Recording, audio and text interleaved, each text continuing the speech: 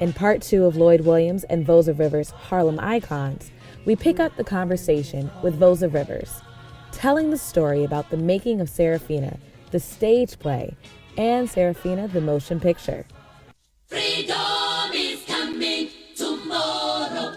Get ready, mama, prepare for your freedom. Freedom is coming tomorrow. There was a play downtown with 2 South African actors.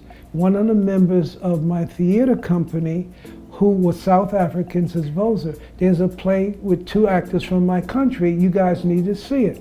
So we go down to a theater in the village, and we see this play, and I've never seen acting like this before. Just 2 guys, and you would have thought they were 40. The energy level that they exhibited was at a whole nother level, and they sang, they did everything. Show was over, and my friend, his name was Duma, and Duma from South Africa introduced me to the 2 guys that were on stage. They had just won the Obie Award for Best Actors in a Play, and the play also won an Obie for Best Writing in a Play. And these 2 guys from South Africa wrote the play, and they had a white director. My name is Voza, V for V-O-Z-A. The show that I saw was Voza, W-O-Z-A. And South Africans, when they pronounce V, it's like W. So they thought that I was from South Africa because I'm with a South African guy. My name is Voza. That's how they pronounce it, like Voza, Voza. And we talked, and they said, where are the black people? We've been here 8 weeks. We sold out all the performances, and we don't see any black people. Where are they? And I said, well, if Duma didn't bring me down here, I would not have known about it. I never heard of the play. I didn't know about you guys, etc. But I'm so pleased. He says, well, what do you do? I said, I run a little small theater up in Harlem. And he says, we always heard of Harlem. We want to go to Harlem. Can you take us to Harlem? I says, no, I can't, because you guys are here under a production contract with a producer who brought you here. He's responsible for you while you're here.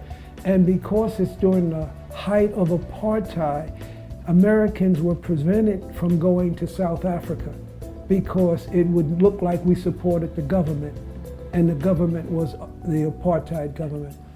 So they talked, and they said, man, we gotta go to Harlem. Now the producer comes up, the white producer, and he looks at the guys and he hears us talking, and he says, these guys are gonna go on tour real soon, and I have to send them back to South Africa, but they're gonna have almost a week to themselves. They can tour and do whatever, and if they happen to go uptown and they happen to do something, it's on them, it's not on me. We brought them up to Harlem. A New York Times reporter wrote, from Soweto to the village to Harlem. It was on the front page of the weekend section. And it hit that play that they won the award from was just okay. What they did in Harlem with the energy, and they saw all those black people.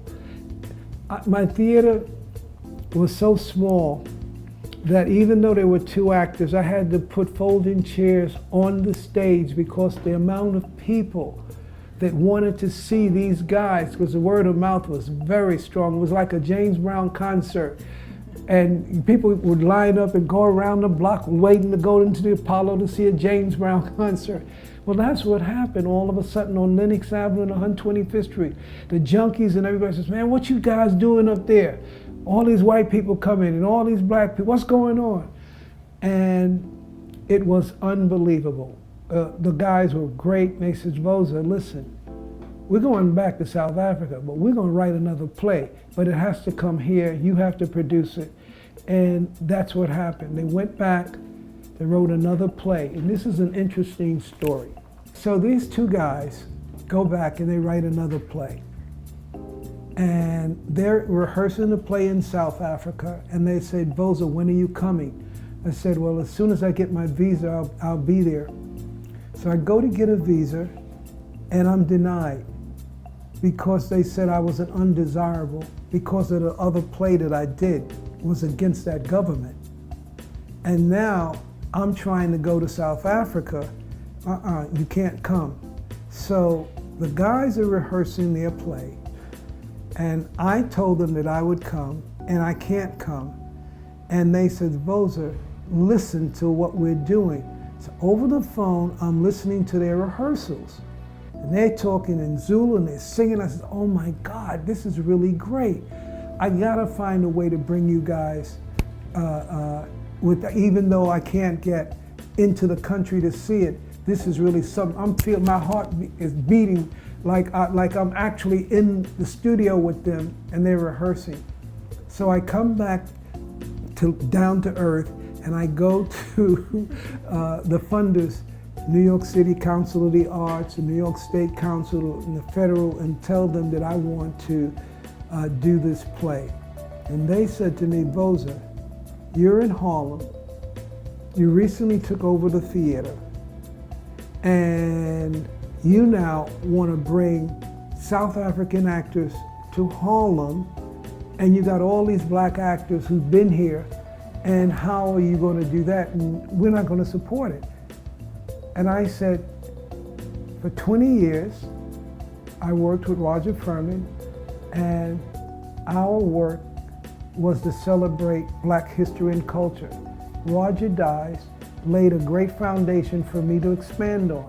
And I want to look at blacks in other countries as part of how we go from the foundation to international. And that's what I'd like to do. No one supported me, no one. Even some of the black theaters and others, they were angry that I was doing this work out of, bringing these actors in. So I can't go to South Africa. I know that this play is special. I saved some money for my kids' college tuition, and I took that money and I got those airline tickets, and I brought the show in to the theater sight unseen, only from the rehearsals that I heard. Quincy Jones came to see it. Harry Belafonte came to see it. Miriam Makeba came to see it. A year later, that show went to Broadway and was nominated for a Tony Award. And I brought it into the world sight unseen. So now these guys go back, and it toured all over the country. 5 actors in the second play, 2 in the first, 5 in the second. So now they said, Voza, we're going to write another play, and it's going to be about the kids. And we got to find a way for you to come and see what we're doing. And we got to, break down some doors, but you have to be here to see the play. Luckily for me, Lincoln Center, who came to see the first play that we did that was downtown, became friends. We became friends because they started, what else are you doing up here? So the guys tell me, okay, Voza, you're going to do the play. And I said, okay, now maybe I'll get the support. How many actors? Oh, don't worry about it, Voza. It's a bunch of kids. Don't worry about it. I said, okay, because I know I got a 125-seat theater, and they won't tell me how many kids that they're going to bring.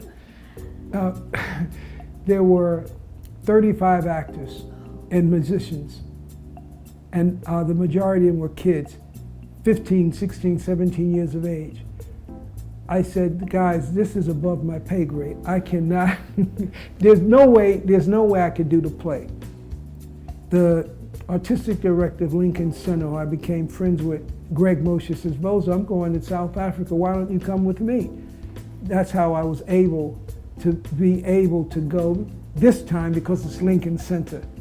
And I go and I see the play. Greg says, man, this is the greatest thing I've ever seen. Now he and Bernie Gersten was the executive producer of Lincoln Center, and Greg was the artistic director, and they had assumed leadership of Lincoln Center maybe 3 or 4 years earlier.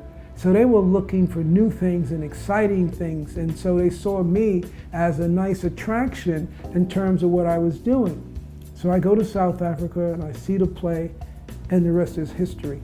So the play opens, Serafina opens at Lincoln Center, and because it was too big for my little theater, and they do very well. Tickets sell out immediately. I think they did an 8 or 10 week run initially. They stayed another 6 weeks at the show at down at Lincoln Center Theater, sold out performances.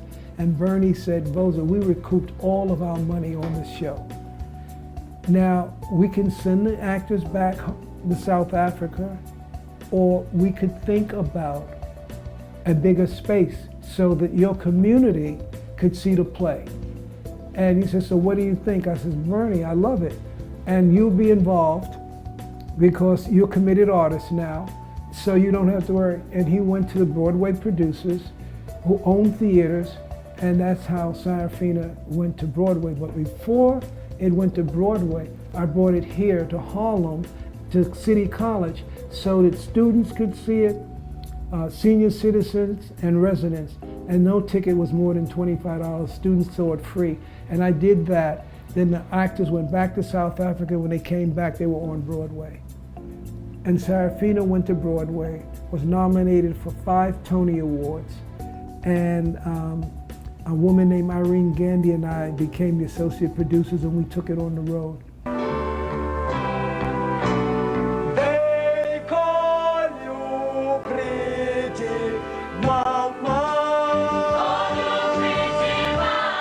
The stage play was so successful that Voza Rivers took it all over the United States, including Los Angeles, where it caught the eye of EGOT, Whoopi Goldberg. I do not teach communism. I teach history. And history is a beautiful thing. Do you know why? No. Because history teaches you where you come from. I'm getting teary-eyed because that movie was one of my favorites. And she said, I have to be in it. And I know the role I want. I want to be the school teacher. And that's what happened. We then went to Spike Lee to see if we could get him to direct it, because that's who we wanted to direct the film. We couldn't get Spike Lee at that time, but we got an investor from, an Indian investor who is South African, and he put up the money, and the rest is history. Besides bringing Serafina back to Broadway, Voza Rivers is now the chairman of the Harlem Arts Alliance, where he is recognized as a local, national, and international impresario for the advancement of arts and culture, whose experience includes award-winning production of theater, film, music, and live events. Gentlemen, we thank and salute you for all your work and love for the village of Harlem and beyond.